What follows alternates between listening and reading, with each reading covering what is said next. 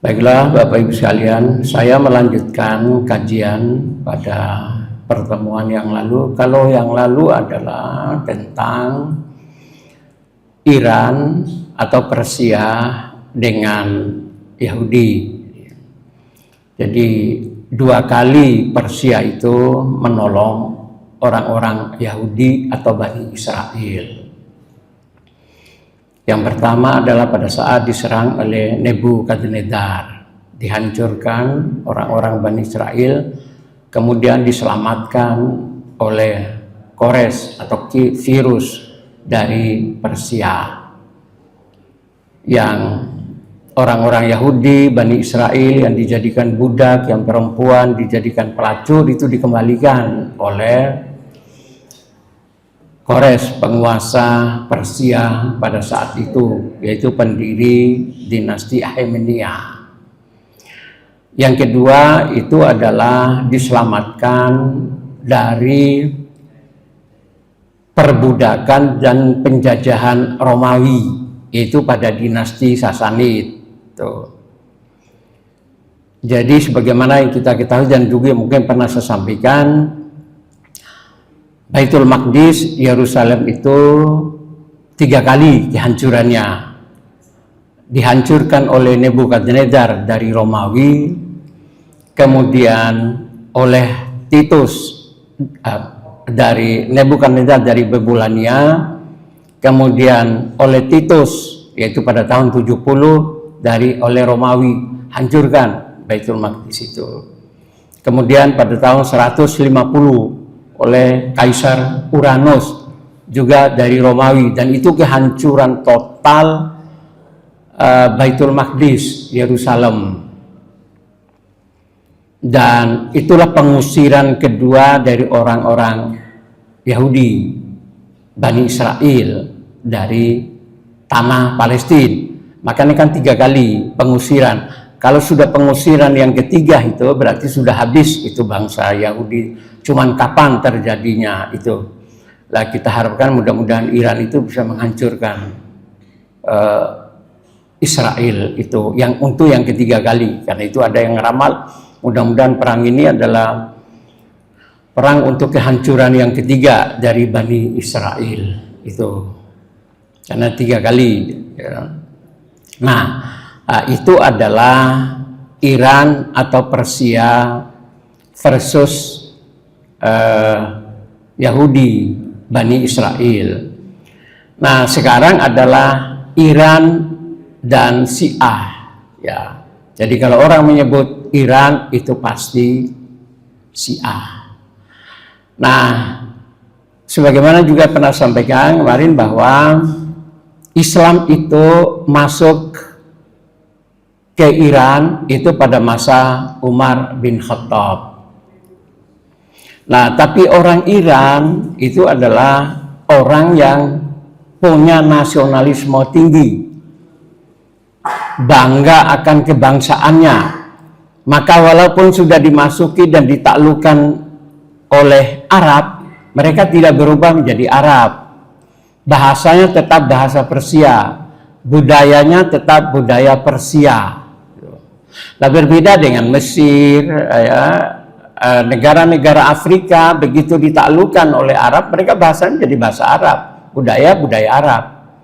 Tapi kalau Persia enggak. Lah itu hebatnya, mereka betul-betul menjaga identitas dan ada kebanggaan. Karena itu mereka tidak mau takluk di Arab itu. Dalam bahasa nasionalismenya adalah lebih tinggi kami daripada Arab itu. Budayanya lebih tinggi, pengetahuan para ilmuannya juga, ilmuwan Muslim itu semuanya itu berasal dari Persia. Gitu. Imam Al-Ghazali, Abdul Qadir Jailani misalnya dari Sufi itu dari orang-orang Persia. Gitu. Nah, lebih tinggi kami, makanya tidak mau untuk diarabkan. Dan itu juga yang menakutkan orang-orang Arab itu apabila Iran ini, karena Iran itu adalah demokratis, jika mereka mengekspor ideologi demokrasinya ini, Dan itu akan runtuh itu dinasti-dinasti di Arab itu. Mulai dari Saudi Arabia, kemudian ya Kuwait, Bahrain, Qatar itu kan semuanya kan dinasti-dinasti semua itu. Nggak ada demokrasi. Lah sementara di Iran itu adalah demokratis. Ya terutama setelah revolusi Islam 79 itu sangat demokratis. Dan wilayah faqih istilahnya di dalam sistem pemerintahan di Iran itu, dan itu memang bagus sekali. Jadi ada yang mengontrol. Kalau presiden, gubernur, perwakilan rakyat itu adalah lewat pemilu. Tapi kalau ulama ini enggak, yang sekarang dipimpin oleh anaknya Ali Khomeini itu. Jadi kalau ada undang-undang, ada aturan yang dikeluarkan oleh DPR itu tidak sesuai dengan syariat, itu langsung di-cut oleh wilayah faqih ini, oleh para ulama-ulama. Jadi sama dengan Malaysia. Jadi Malaysia itu jika ada undang-undangan dikeluarkan oleh parlemen, maka raja itu berhak menveto itu. Lah kalau di negara kita ini yang tidak ada gitu. Makanya DPR ya mau membuat apa saja ya sudah. Walaupun sekarang sudah ada MK. MK pun ya MK kita ya, namanya Indonesia itu kan apa saja ya. Ya yang penting ada uang, semuanya bisa diatur gitu. Nah, sekarang Bapak sekalian kita kembali kepada Iran dan Syiah. Sebelum tahun 1901, Iran itu mayoritas Sunni. Iran itu. Jadi belum Syiah. Sejak kekuasaan Abbasiyah, ya tentu saja Daulah Umayyah pertama, Abbasiyah, kemudian Saljuk, Turki Saljuk, gitu. Itu Iran itu Sunni, mayoritas Sunni. Lah Syiah ada tetapi minoritas, hanya di beberapa kota aja, di Qom, Isfahan dan sebagainya. Lah berubah menjadi Syiah setelah Shah Ismail, yaitu dinasti Safawi berkuasa dan menetapkan Syiah Imamiyah, yaitu Syiah Isna Asyariyah sebagai madhab resmi negara.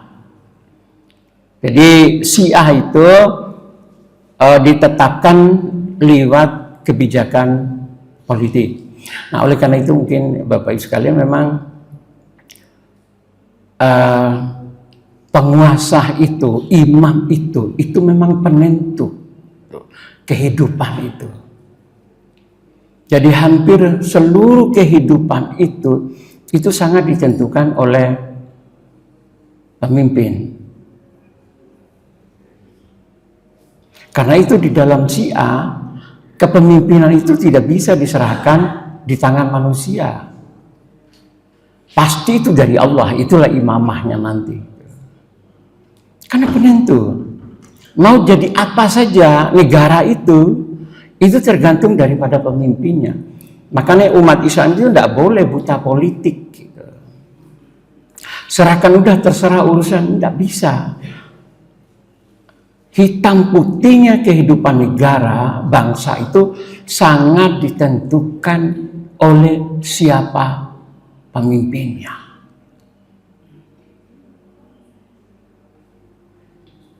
Imam Ibnu Khaldun mengatakan ad-dinu ala dinari ain. Agama itu ditentukan di tangan pemimpin. Dan ini kasus Iran ini. Sejak Shah Ismail itu mendirikan dinasti Safawi. Dinasti Safawi itu awalnya adalah gerakan tharikat. Jadi kelompok-kelompok tharikat, kelompok-kelompok pengajian yang mengadakan kajian, kemudian oleh Shah Ismail, tapi kelompok pengajian itu ada tentaranya. Ya kalau di Muhammadiyah katakan ada kokamnya, gitu. Ada bansernya, gitu. Nah lama kelamaan banser atau kokam itu dirubah menjadi kekuatan tentara. Lalu itulah yang terjadi di Safawi itu. Dirubah gitu menjadi sebuah kekuatan, diberi senjata, ya akhirnya sudah. Makanya kekuatan sipil itu tidak boleh dipersenjatai jika negara itu ingin kuat. Kalau kekuatan sipil sudah dipersenjatai seperti keinginan PKI, dengan para buruh dulu dipersenjatai menjadi pasukan kelima, habis TNI itu. Nah ini kasus seperti dinasti Safawi itu. Jadi gerakan tharikat, gerakan pengajian, zikir, seperti ya kita lah, cuman kita kan artinya umat itu kan udah biasa. Kalau tharikat itu memang kan diikat betul oleh mursyidnya, patuh secara otomatis gitu. Maka apa yang diperintah ya sudah, akhirnya menjadi sebuah kekuatan tentara. Lah itulah yang merebut kekuasaan itu. Akhirnya mereka mendirikan dinasti Safawi. Nah ini Syah Ismail ini 1487 merasa diri sebagai keturunan Ahlul Bait, pemimpin religius dan politik juga. Jadi memadukan antara agama dan politik. Lah 1501 memproklamirkan diri sebagai Syah dan menetapkan Syiah Imamiyah sebagai ideologi negara, sebagai pembeda dari musuh utama Turki Utsmani. Jadi Syiah Safawi dengan Turki Utsmani itu sepanjang sejarah itu selalu berperang ini. Lebih duluan Turki Utsmani berdiri 1300. Nah, selalu berperang di antara dua kekuatan umat Islam pada saat itu. Nah, Syiah diwakili oleh Safawi, Sunni diwakili oleh Turki Utsmani, dan itu selalu berperang, gitu. Tidak pernah akur. Nah, proses Syianisasi berlangsung jadi berabad-abad juga. Nah, setelah revolusi Iran 1979, ideologi Syiah semakin ditegaskan dalam bentuk sistem wilayah faqih. Jadi wilayah faqih itu adalah sistem penguasa tertinggi Iran. Itu wilayah faqih. Setelah meninggalnya Imam ke-12 Al-Mahdi Al-Muntazar, karena di dalam kepemimpinan Iran itu adalah imam itulah yang akan mengatur kehidupan masyarakat. Nah, tetapi imam yang ke-12 itu hilang di Samara sana pada saat umur 12 tahun. Itulah yang ditunggu kehadirannya akhir zaman, Imam Al-Mahdi itu dalam keyakinan Iran, Syiah. Lah, sebelum lahirnya Imam Al-Mahdi Al-Muntazar ini, lah wilayah faqih inilah yang akan berkuasa, yang menggantikan posisi imam. Karena itu kedudukannya sangat tinggi. Tertinggi adalah wilayah faqih. Kalau sebelumnya adalah imam-imam gitu. Nah, proses syiahisasi ya. Jadi dakwah dan propaganda negara. Kemudian juga mendatangkan ulama Syiah dari luar. Khutbah Jumat diwajibkan menurut nama imam-imam Syiah. Jadi setiap khutbah itu harus. Nah, Bapak Ibu sekalian, memang di dalam tradisi Islam lebih-lebih pada masa Daulah Umayyah itu, khutbah itu digunakan antara lain, poin utama itu adalah pujian dan ejekan. Pujian dan ejekan. Nah, pada masa Muawiyah bin Abi Sufyan dikala mendirikan Daulah Umayyah itu, isinya itu adalah penghinaan kepada Ali dan Ahlul Bait. Hanya itu saja. Bagaimana menjelekkan. Makanya Syiah itu tidak meyakini Abu Thalib itu meninggal dalam keadaan kafir. Dalam logika Syiah, Abu Thalib itu meninggal dalam keadaan muslim. Lah, kenapa Abu Thalib itu dicap meninggal dalam keadaan kafir? Karena ceritanya Abu Thalib itu dikala mau menjelang wafat, itu kan Abu Thalib didampingi oleh Abu Jahal, Abu Lahab, termasuk Abu Sufyan dan grup abu-abu itu.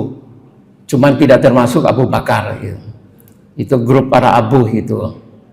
Nah, kan Rasulullah kan meminta untuk mengucapkan syahadat. Tapi singkat cerita, Abu Thalib kan tidak mau. Nah, hadis itu, ini versi Syiah. Hadis itu diriwayatkan oleh Abu Hurairah. Lah, Abu Hurairah itu masuk Islam 7 tahun setelah Nabi hijrah. Sementara meninggalnya Abu Thalib itu setahun sebelum Rasulullah hijrah. Berarti ada jarak 8 tahun. Mana mungkin Abu Hurairah bisa menceritakan meninggalnya Abu Thalib, padahal dia belum Islam dan dia berada di Madinah. Nah, kenapa Abu Hurairah bercerita tentang itu? Karena setelah kekuasaan Bani Umayyah itu, maka Abu Hurairah itu tinggal di istananya Muawiyah. Karena itu maka Abu Hurairah itu dimanfaatkan oleh Muawiyah untuk menjelekkan keturunan Abu Thalib. Nah, itu kaitannya.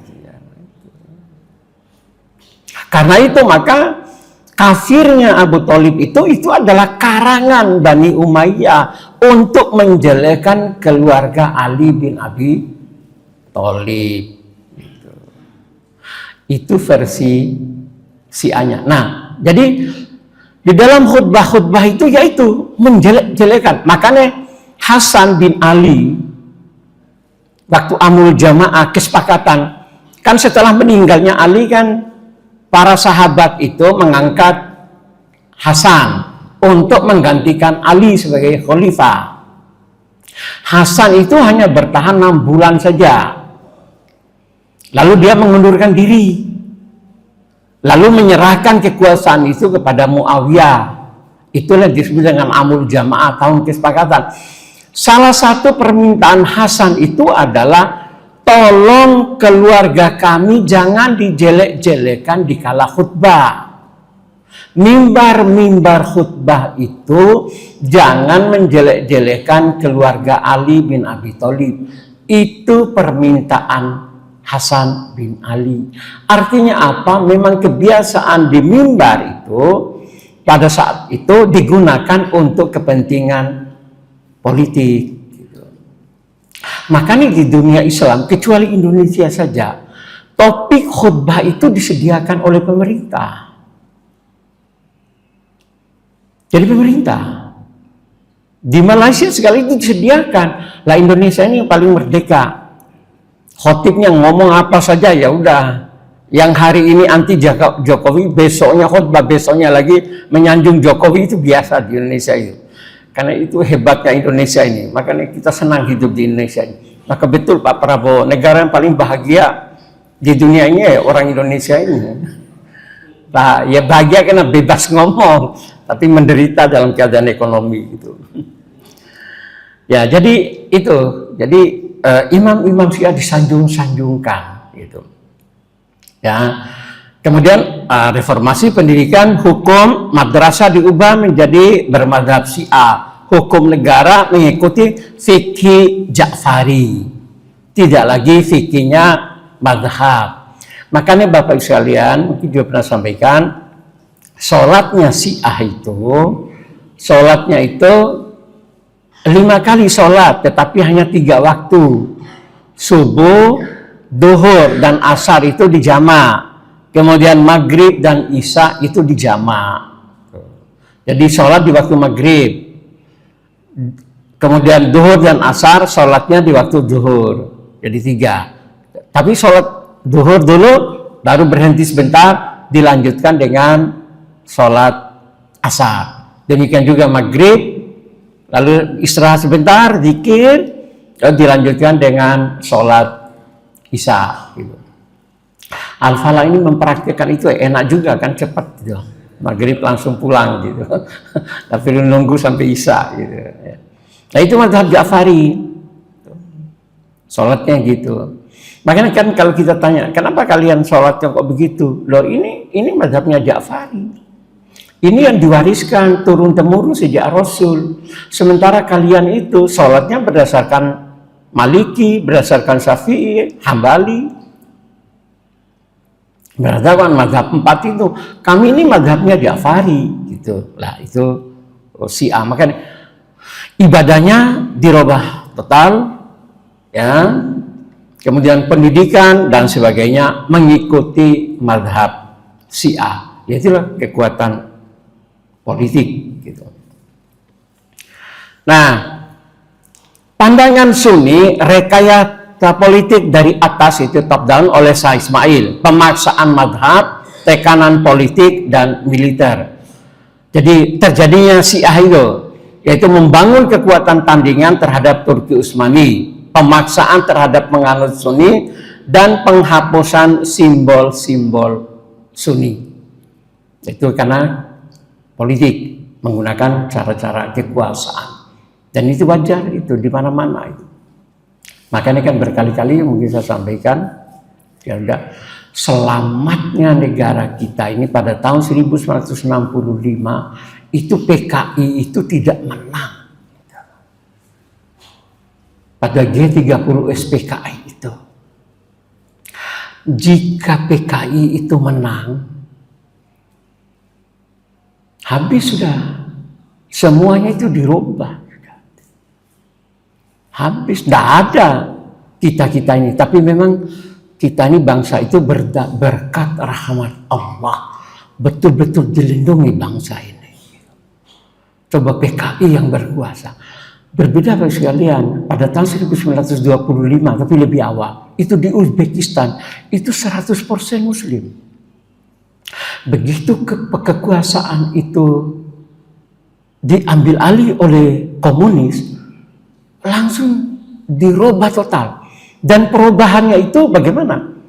Perubahannya setiap tahun harus tercatat itu 10.000 tokoh agama harus dibunuh. Setiap tahun di lapangan Uzbekistan. Lah makanya andaikan itu misalnya tahun ini berkuasa PKI, mungkin daftar pertama Pak Didi dulu mungkin ya. Akan masuk dulu, baru yang lain. Harus itu.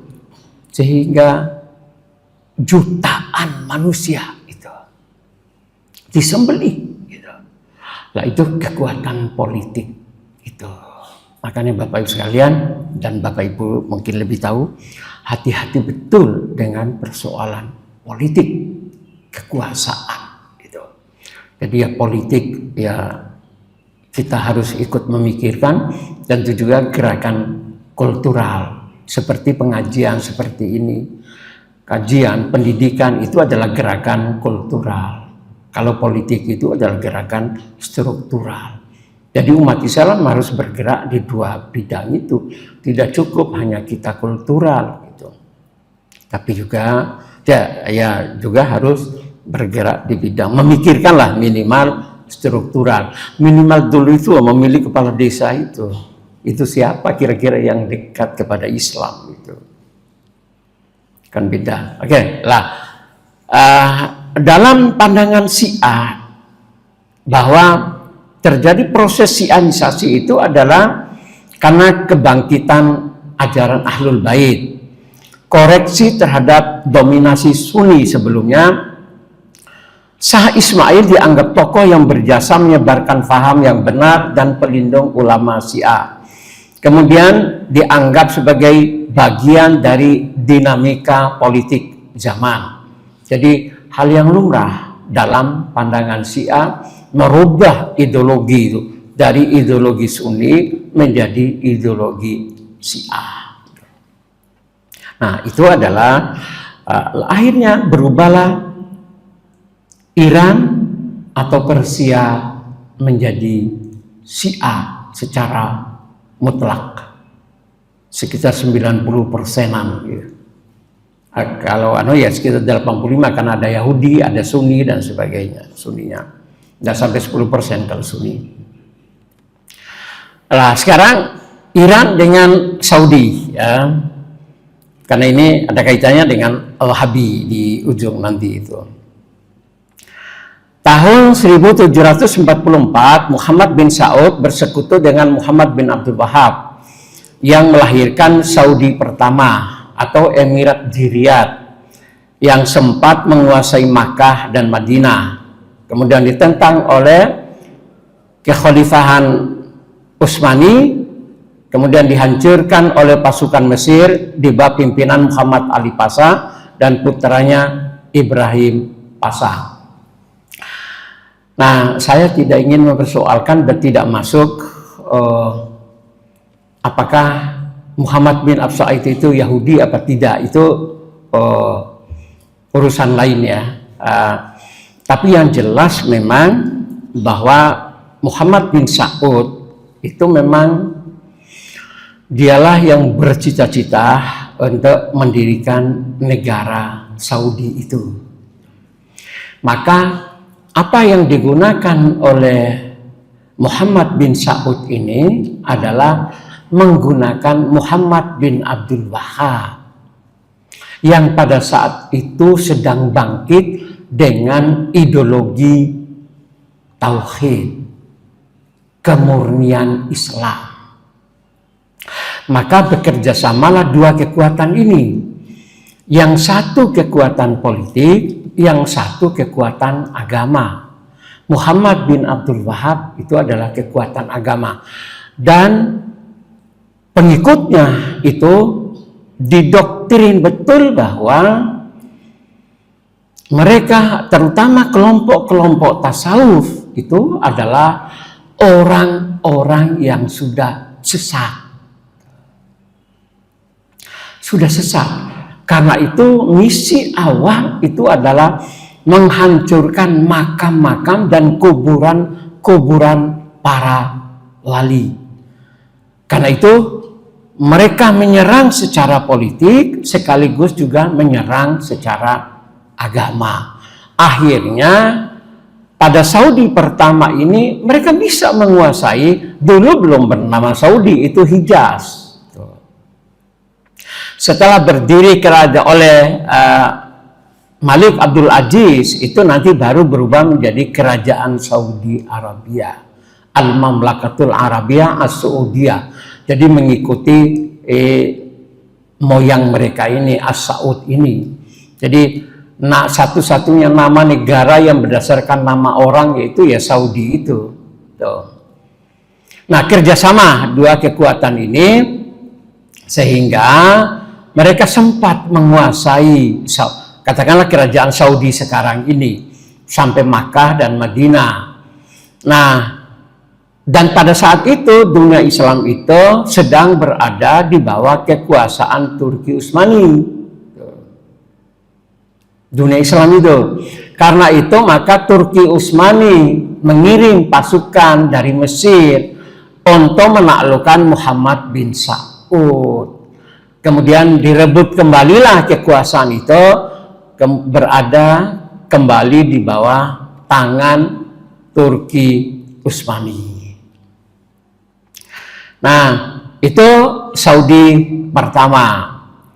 Lah, Saudi kedua yaitu 1824-1891 itu bangkit kembali, yaitu di Riyadh di bawah pimpinan Turki bin Abdullah Al-Saud, masih keturunan Saud. Tetapi tidak lama ini 1891 itu runtuh karena konflik rebutan kekuasaan dan dikalahkan oleh dinasti Ar-Rasyid.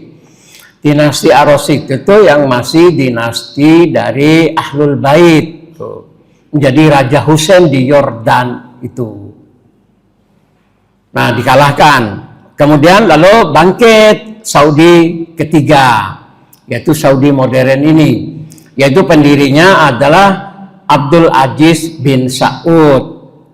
Pada 23 September 1932, Abdul Aziz secara resmi mendirikan kerajaan Arab Saudi setelah berhasil mengalahkan Hasimiyah dan mendapatkan bantuan Inggris. Maka wilayah yang disatukan Najd, Hijaz, Al-Aqsa, dan Asir. Maka pendiri daripada Saudi itu adalah sekarang ini, setelah mengalahkan Bani Hasimiyah, dari Bani Hasim itu. Makanya Raja Yordan Abdullah sekarang ini itu masih keturunan Rasul itu, yang menampung dan kawan akrabnya dari Pak Presiden kita. Ya, itu masih keturunan Yahudi itu. Makanya lari aja kalau nggak itu, cuma nggak disuruh lari ke Yordan, tapi disuruh lari ke Yaman gitu. Nah itu kan nggak enak itu. Padahal banyak ya nyinggung siapa gitu. Ya, kalau nggak senang di Indonesia ya lari keluar aja ya, lalu ke Yaman sana. Kalau nggak ngomong ke Yordan gitu mungkin kan. Ya. Nah ini Saudi ketiga. Kemudian, Saudi dengan Inggris, ini kan yang menjadi pertanyaan orang itu. Apakah Saudi itu boneka Inggris? Gitu. Ya, bagi yang pro, karena iya, memang Saudi itu adalah bonekanya Inggris. Gitu. Karena bantuan dana dan senjata. Itu Abdul Aziz dulu itu mendapatkan bantuan senjata itu dari Inggris gitu. Nah, untuk mengalahkan Hasimiyah. Kemudian juga kerjasama dengan sebagai anti Utsmaniyah. Inggris itu betul-betul menginginkan jangan sampai kekuatan Utsmani itu tetap bercokol di Timur Tengah. Kemudian Inggris membantu legitimasi kerajaan Saudi. Jadi bantuan dari Inggris itu luar biasa besarnya terhadap berdirinya kerajaan Saudi. Nah itu yang sepakat. Tetapi yang kontra, ya gerakan Saudi Wahabi itu sudah ada sebelum Inggris. Jadi memang sudah ada gerakan ingin mendirikan dinasti Saudi itu. Inggris juga mendukung, yaitu musuh-musuh Saudi. Lah itulah hebatnya penjajah itu ya. Makanya kita ini kan ya seperti bangsa kita ini waktu dijajah oleh Belanda itu. Berapa sih Belanda itu? Tentaranya itu loh. Tetapi kan separuhnya itu kan tentara yang membantu Belanda itu kan orang Indonesia gitu. Jadi diadu domba gitu. Lah Inggris ini juga begitu. Jadi musuh Saudi di Hasimiyah itu juga didukung oleh Inggris. Yang namanya penjajah, yang nggak ada kepentingan apa-apa. Yang penting saya menguasai negeri itu kan hanya itu. Kemudian Ibnu Saud punya basis militer dan sosial. Nah, maka kesimpulannya kerjasama strategis yang saling menguntungkan. Setelah Perang Dunia Kedua, pengaruh Inggris digantikan oleh Amerika Serikat. Nah, itu tergantung dari sudut pandang mana kita melihat. Apakah Saudi itu adalah anteknya Inggris di kala awal berdirinya itu atau bukan, itu kita hanya melihat dari sudut pandang yang mana. Kalau dari sudut pandang saling menguntungkan, ya berarti bukan anteknya itu, ya, karena sama-sama ingin mendapatkan keuntungan. Nah, kemudian ini peran Wahabi dalam negara Saudi. Legitimasi kekuasaan politik dianggap sah karena didukung oleh otoritas agama. Hukum negara berbasis syariat dengan interpretasi Wahabi Salafi. Lembaga ulama memiliki pengaruh berdasarkan fatwa dan kebijakan. Kurikulum agama banyak mengadopsi ajaran Wahabi. Wahabi membentuk karakter Saudi berbasis Islam konservatif. Penekanan kuat pada tauhid dan anti syirik dan pengawasan moral politik. legitimasi kekuasaan. Kenapa? Karena penguasa Saudi itu bukan dari keturunan Rasul. Yang awalnya keturunan Rasul Hasimiyah itu sekarang diganti oleh keturunan Ibnu Saud yang malah dalam tanda kutip itu masih nenek moyangnya, kakek neneknya itu adalah Yahudi. Maka harus ada legitimasi ulama yang berat. Makanya di mana-mana itu ulama itu sangat dibutuhkan. Kalau di Indonesia itu dibutuhkan, sangat dibutuhkan, tapi hanya waktu pemilu saja. Untuk mendukung suara. Itu dekati ulama itu. Untuk legitimasi. Ya jadi wajar Saudi juga memanfaatkan legitimasi. Itu tokoh agama itu. Kalau nggak mengambil tokoh agama ya karena memang pengaruh agama itu kan sangat kuat tuh. Hukum negara berbasis syariat dengan interpretasi Wahabi. Lembaga ulama, kemudian kurikulum agama membentuk Wahabi. Cuman memang di awal Wahabi itu memang agak keras di dalam memberantas kemusyrikan. Tuh. Dan itulah antara lain yang melahirkan berdirinya Nahdlatul Ulama. Yaitu karena Komite Hijaz. Saya belum berbicara tentang NU Muhammadiyah, belum Pak ya? Oh, topiknya masih jauh gitu. Ya, tentang, antara lain latar belakangnya.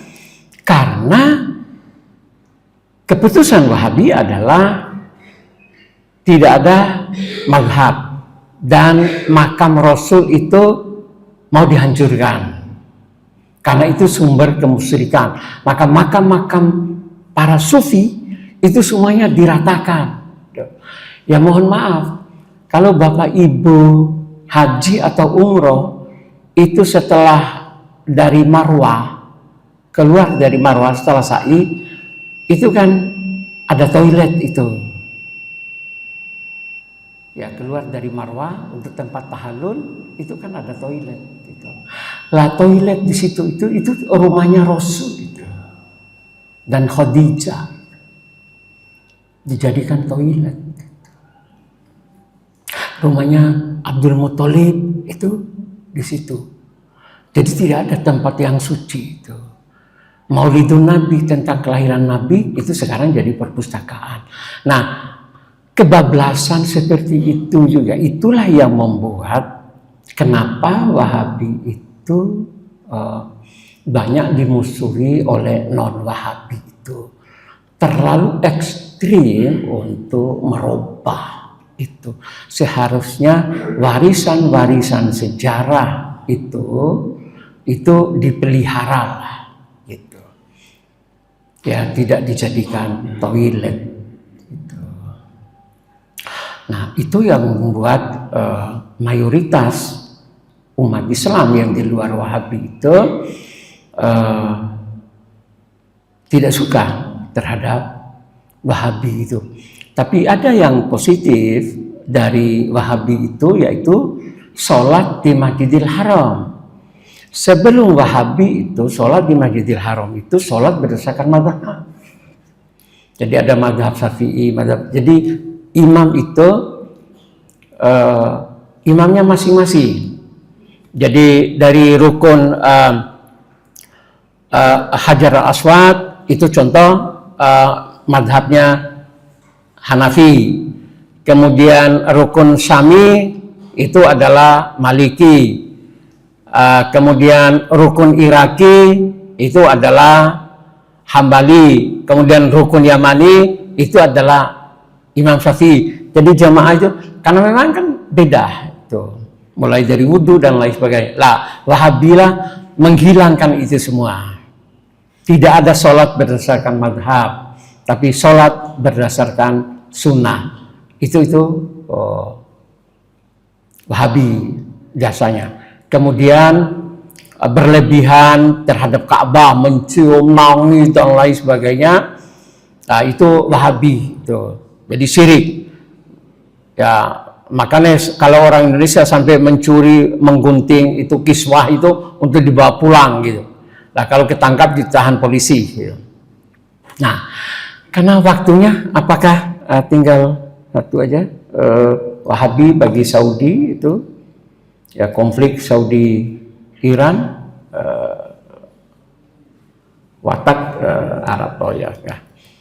Apa sudah waktunya? Sudah ada pertanyaan apa? Ada?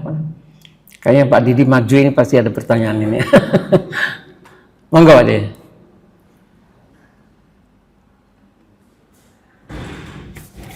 Itu mic. Ada pertanyaan dari jamaah? Kalau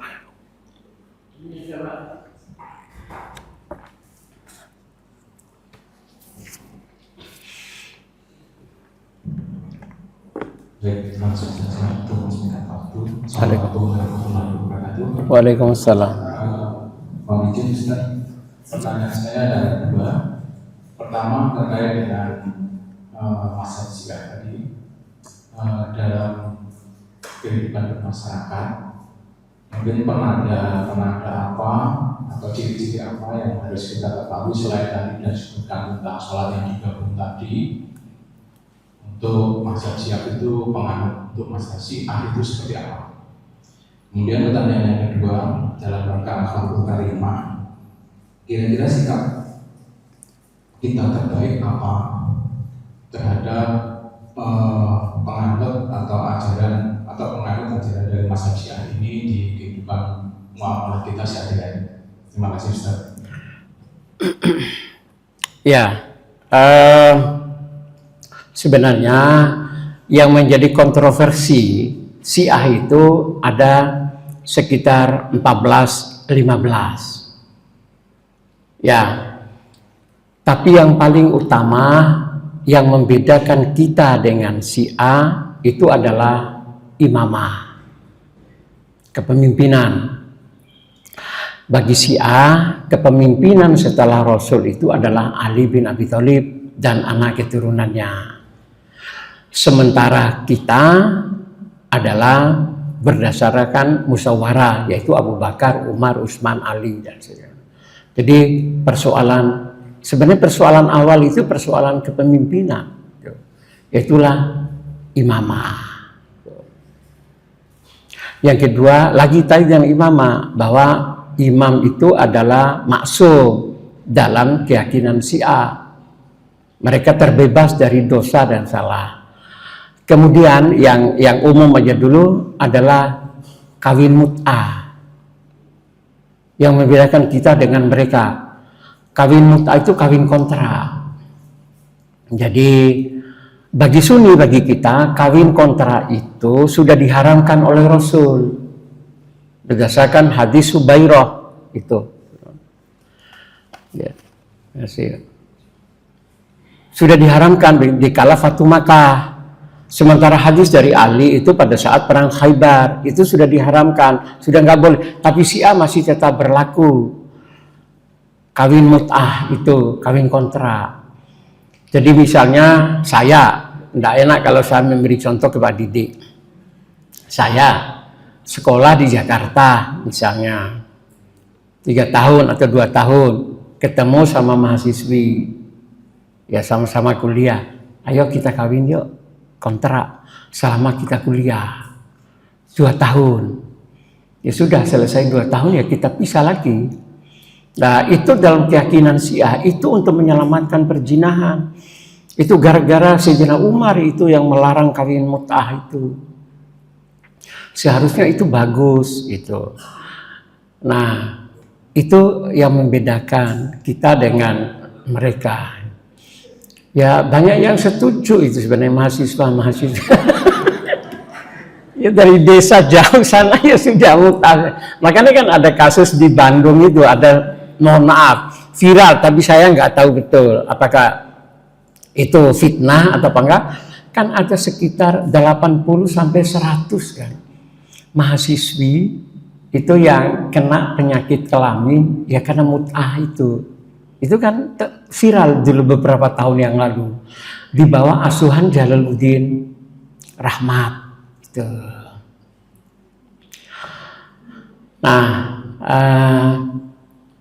tapi bagi Syiah sendiri kalau di sana kawin mut'ah itu tidak sembarangan gitu. Ada lembaganya. Memang ada lembaganya. Jadi ada persetujuan wali dan ada perjanjian. Nanti kalau lahir anak siapa yang akan membiayai. Jadi tidak sembarangan itu. Kalau konsep Syiah di sananya, di Irannya, nggak tahu kalau di Indonesia di luar itu dimanfaatkan. Ya sama dengan kawin mut'ah di Puncak itu, Bogor itu. Datang ke sini kawin mut'ah seminggu gitu. Lalu didatangkanlah wali yang dibayar di situ untuk menjadi wali dan saksi. Jadilah kawin mut'ah gitu. Makanya ada menyebut itu adalah pelacuran yang berdasarkan syariat itu. Ya, Allahu alam ya. Itu prinsip yang kita. Kemudian nanti tentang sholat, peringatan hari Asyura, ya menyakiti diri sendiri dan lain sebagainya. Itu adalah hal yang prinsip perbedaan Sunni dengan Syiah. Syahadat dan lain sama semua ya. Rukun iman, rukun Islam hanya ada tambahan ya. Mereka menambahkan walad dan bara itu yaitu mencintai ahli bait, melepaskan diri dari ahlul bait itu. Nah, bagaimana sikap kita? Syiah itu memang ada yang ekstrim, ada Syiah Ghurabiyah, Syiah Sabaiyah, itu Syiah yang ekstrim, yang mengkafirkan para sahabat. Tapi orang Syiah sendiri tidak mengakui Syiah itu. Nah, kalau tradisi, mohon maaf, kalau tradisi Syiah itu, makanya Kiai Said Akil Siraj, NU itu ya Syiah dalam hal tradisi. Tabaruk kepada kuburan, tawassul, itu semua adalah tradisi Syiah dan itu yang dilakukan oleh NU. Itu Said Akil Siraj sendiri ya, bahwa tradisi NU itu banyak dipengaruhi oleh tradisi Syiah. Jadi datang ke kuburan, doa nangis tidak boleh, tidak ada orang Syiah itu misalnya mohon maaf ini kuburan, mereka membelakangi, bisanya keluar dari kuburan itu membelakangi jalan sini, nggak berani. Karena itu makam wali itu. Dan datang berdoa nangis. Ya sama juga dengan orang NU datang ke makam wali. Ya 7 kali aja ziarah itu sudah sama dengan haji itu. Ya sudah itu udah aman udah. Lah ini pas juga Pak Ridho ya sedang haji ya. Nah, kita doakan mudah-mudahan beliau diberi keselamatan oleh Allah Subhanahu wa taala, kesehatan, lancar semua ibadahnya, semua para jamaah haji dan kembali bersatu lagi dengan kita di masjid cinta ini untuk sama-sama beribadah kepada Allah Subhanahu wa taala. Nah, tawassul, tabaruk, itu Syiah gitu. Dan itu yang diamalkan oleh Nahdien. Penghormatan pada wali. Nah itu yang ditantang oleh Wahabi itu. Kita menurut saya itu adalah sebuah ijtihad tradisi aja itu. Ya kita tidak boleh. Kalau saya terus terang aja begitu sampaikan, Syiah tidak sesat dan tidak kafir. Karena apa? Karena Saudi mengizinkan orang Syiah untuk haji.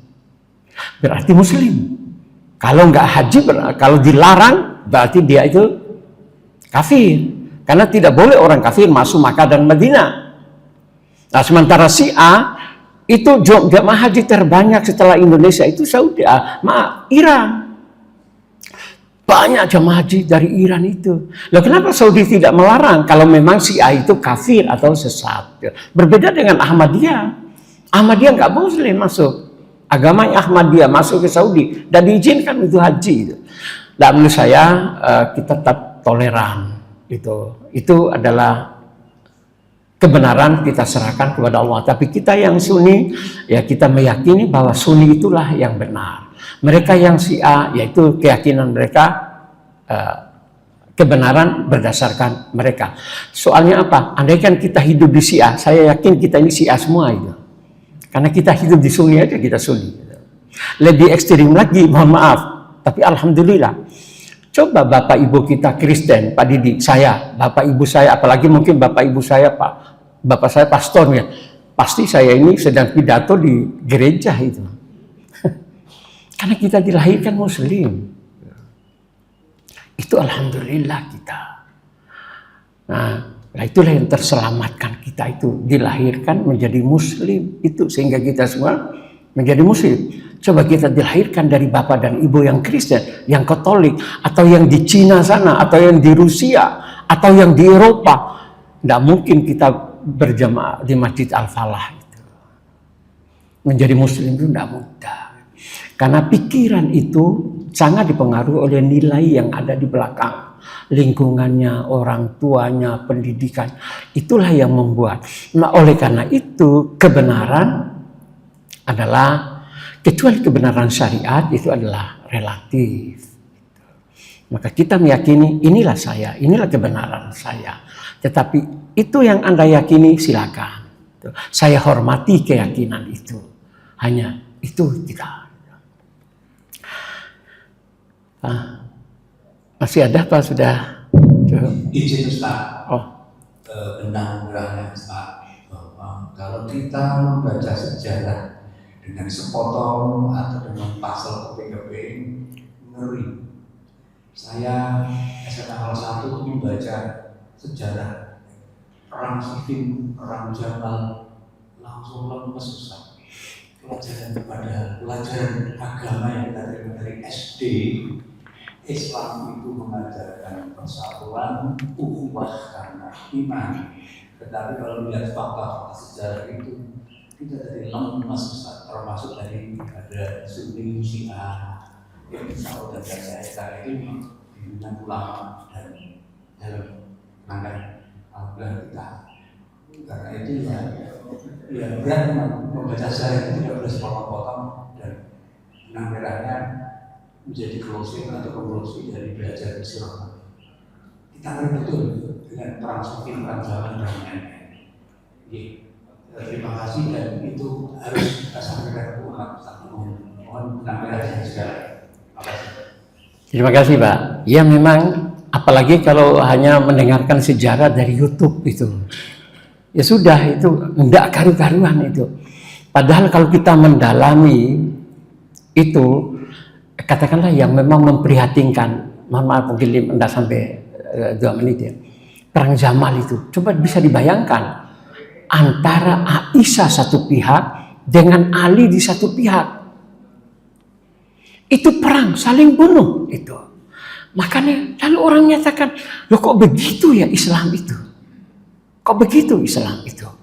Saling bunuh. Ini istri Nabi, ini menantu. Saling bunuh. Dan mereka dijamin masuk surga. Berarti saling bunuh juga masuk surga. Tetap masuk surga juga itu. Nah, padahal saya ngambil cerita paling akhir aja. Sebenarnya itu tidak terjadi perang itu. Aisyah salah paham terhadap Ali. Karena Aisyah itu menginginkan hukum itu harus ditegakkan. Hukum qisas. Ini orang-orang yang membunuh Utsman itu tidak dibunuh oleh Ali. Dibiarkan. Padahal hukum Allah itu harus segera dibunuh ini. Berarti Ali ini melanggar hukum. Hukum Allah, maka harus dilawan. Tuh. Itu ijtihadnya Aisyah. Nah, ijtihadnya Ali, saya ini penguasa resmi. Maka tidak boleh berontak. Siapapun yang memberontak terhadap penguasa, itu maka harus dilawan. Maka Ali mengerahkan pasukan, Aisyah mengerahkan pasukan. Bertemulah mereka ini di Nahrawan. Dua pasukan ini. Ali mengirim utusan. Kenapa sih kamu wahai Ummul Mukminin kok perang mengangkat senjata melawan saya? Lah Aisyah jawab itu, kenapa Anda tidak menghukum para pembunuh? Bahwa hukum itu harus ditegakkan. Anda bilang, dan dijawab oleh Ali, saya bukan tidak ingin menghukum, tapi beri saya waktu sebentar saja. Kalau saya menghukum para pembunuh ini, yaitu para pemberontak yang dari Kufah, Basrah, dan Mesir, hancur pasukan saya. Mereka ini sudah menguasai pasukan semua. Maka saya tidak bisa berbuat apa-apa itu.